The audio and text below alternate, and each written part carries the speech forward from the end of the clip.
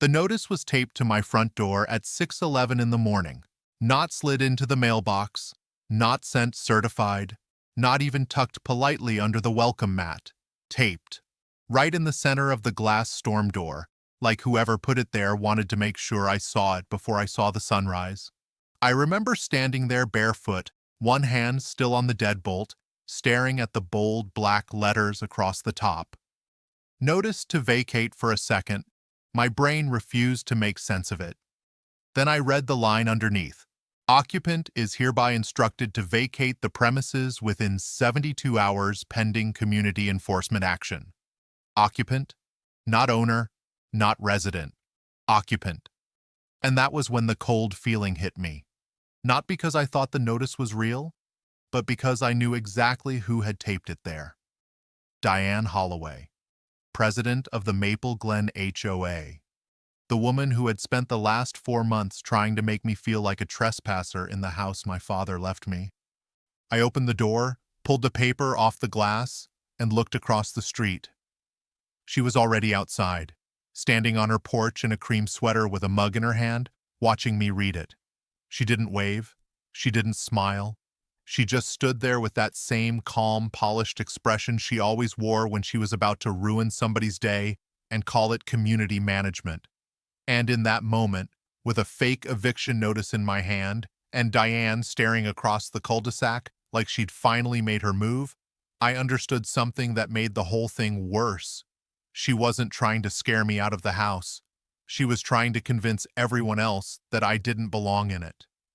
What she didn't know, what she should have known before she started impersonating authority in my driveway, was that I had already saved every letter, every email, every camera clip, and every stupid little violation she'd invented since the day I moved in.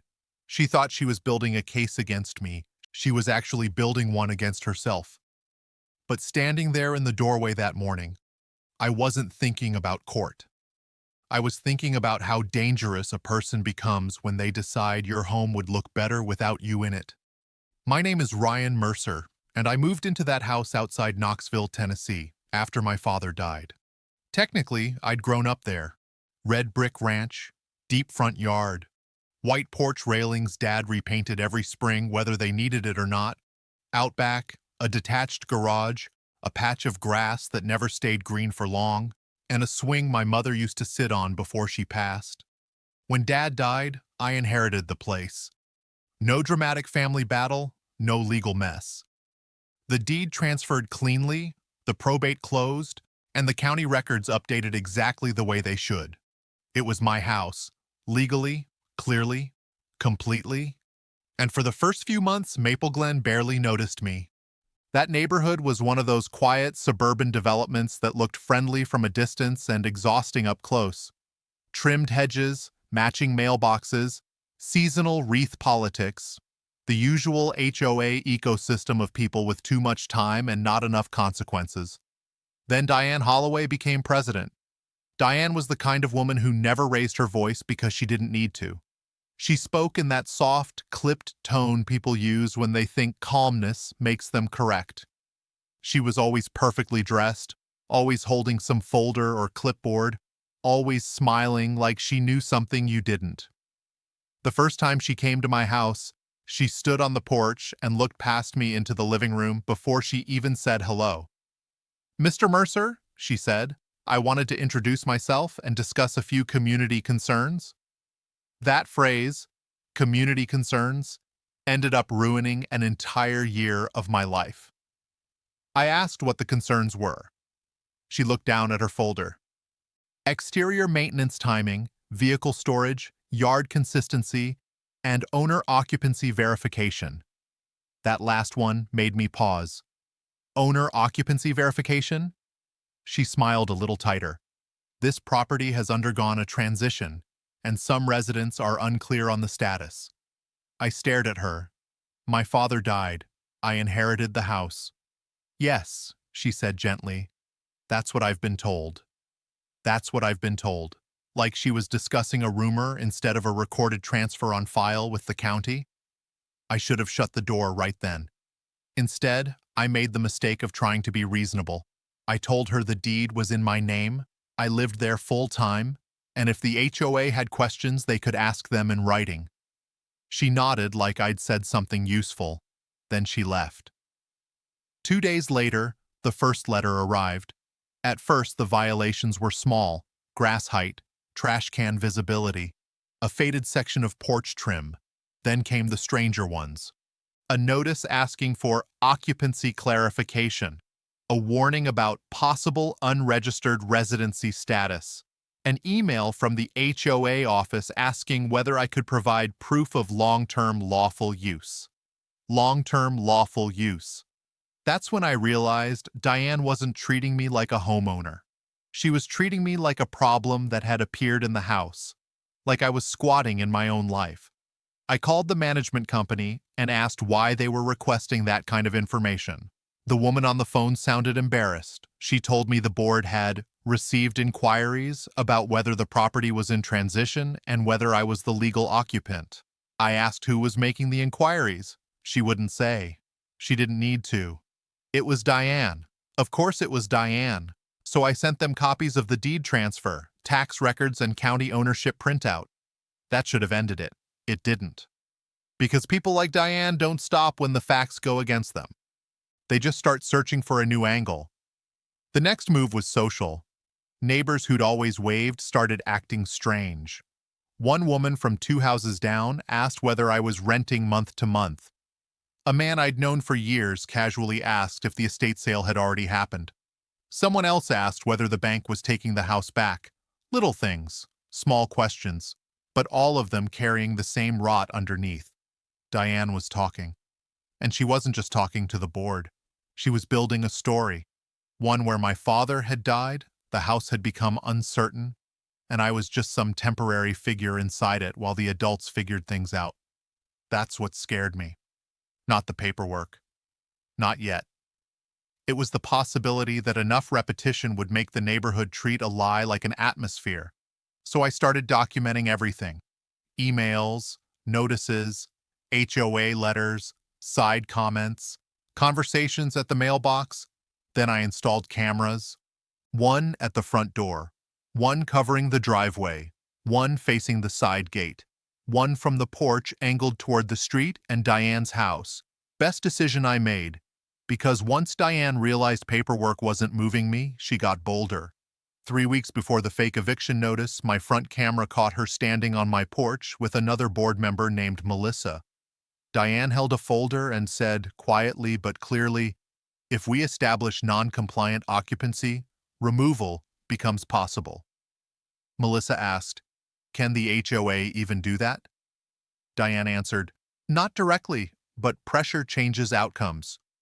I watched that clip 5 times that night. By the second replay, my hands were shaking. Not from fear, from recognition. She wasn't confused about what she could legally do. She knew exactly what she couldn't do. She was just gambling that I didn't. The fake notice was the next stage. After I pulled it off the door that morning, I went straight inside and laid it on the kitchen table under the light. No court seal, no county case number, no attorney info, just fake formal language, bold type, and enough legal-sounding nonsense to scare someone who didn't know better. At the bottom, in tiny print, were the words, "Issued pursuant to Community Enforcement Authority." Community Enforcement Authority, which is a very elegant way to say, made up. I took photos immediately, then checked the camera. At 5:41 a.m., Diane walked across the street in running shoes and a light jacket, carrying a rolled-up paper and a strip of blue painter's tape. She looked both ways, came up my porch, taped the notice to the door, stepped back to admire it, and then took a photo on her phone. That part mattered, because she didn't just leave a fake notice. She documented the performance of leaving it. That's how people like Diane work. They don't just want to threaten you. They want a paper trail that looks like authority, even when it isn't. I sent the clip to my attorney within 10 minutes. Her name was Rachel Boone, and by that point she already knew Diane by name. Rachel called me back so fast she sounded almost cheerful. "Please tell me you kept the original notice." "On the table." "Good. Is this as bad as I think it is?" She paused. "For Diane?" potentially worse. That was the first time I felt something besides anger. I felt possibility. Rachel sent a preservation demand to the HOA before noon. Every communication involving my house had to be saved. Emails, board chats, notices, meeting notes, complaints, everything. Then she sent Diane a separate letter through counsel demanding that all direct harassment stop immediately. The HOA attorney responded first. He claimed the board had not authorized any eviction action and was unaware of the tape notice. That was a problem for Diane, a big one, because if the board didn't authorize it, she either acted alone or used her title to fake authority. Both options were terrible. Then discovery started loosening things up. One board member resigned. Another forwarded Rachel private emails showing Diane had been discussing my occupancy status for weeks, despite repeated reminders that the county deed listed me as owner. One message said, "If he won't acknowledge community authority, we may need to create the appearance of formal consequence." Create the appearance. That line stayed with me, because it captured Diane perfectly. She didn't need power. She needed the costume of power.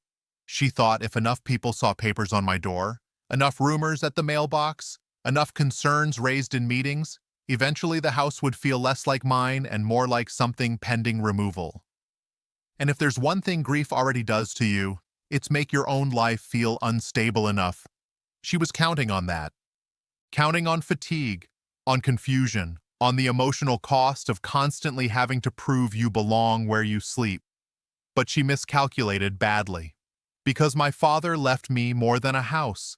He left me files, receipts, records, warranties, county plats, insurance binders, everything in labeled folders in the hall cabinet because, in his words, paper beats memory every time. Rachel loved that cabinet. By the time the hearing arrived, we had the deed, tax records, probate order, camera clips, the fake notice, Diane's porch conversation, and internal HOA emails showing she knew she had no right to pursue removal, but wanted to create the appearance of it anyway. That phrase came back to kill her. The hearing was held in county civil court on a rainy Thursday. Diane arrived in a cream blazer with her attorney beside her, and a look on her face that said she still believed posture might save her. It didn't. Rachel started simple. Ownership records, chain of title, recorded deed, property tax payments in my name, utility bills, driver's license address, all clean, all current, all boring. Then she turned to the HOA side. Violation letters, occupancy questions, board emails, the front camera video of Diane taping the notice to my door before sunrise. By the time the clip ended, even Diane's attorney looked tired. Rachel held up the fake notice and asked one question. Can the HOA evict a deeded owner from his own house? Diane's attorney tried to object to phrasing. The judge cut him off. Can it? No, he said quietly. Rachel nodded. Did your client know that? He said nothing. So Rachel played the porch clip. If we establish non-compliant occupancy, removal becomes possible. Then the email. Create the appearance of formal consequence. That was the moment the room changed. The judge looked at Diane directly, not angrily at first. Worse than angry. Disappointed. Like a teacher realizing the smartest liar in class had gotten lazy. Did you tape this notice to the plaintiff's door? Diane hesitated. That hesitation was everything. Then she said, I was trying to prompt compliance. Rachel almost smiled. With what? Diane's jaw tightened. With community expectations. The judge leaned back slowly. Community expectations do not override ownership. Silence. Then came the order. The court barred Diane from further direct contact with me regarding ownership, occupancy, or removal of the property. The HOA was ordered to cease all unsupported enforcement activity tied to my supposed residency status. Rachel's fees were awarded in part, and the written findings specifically noted that Diane had used deceptive quasi-legal documentation to intimidate a lawful homeowner. In plain English, she tried to fake an eviction, and the judge hated it. Diane resigned 11 days later for personal reasons. That's always how it's written when people like her finally lose.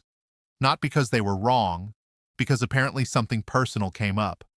Sure, these days the house is quiet again. Mostly. The cameras are still there. The porch rail still needs repainting. The maple in the front yard still drops too many leaves in the fall. And every now and then, when I open the door in the morning, I still glance down automatically to make sure nothing's taped there. That's the part nobody tells you about this kind of thing.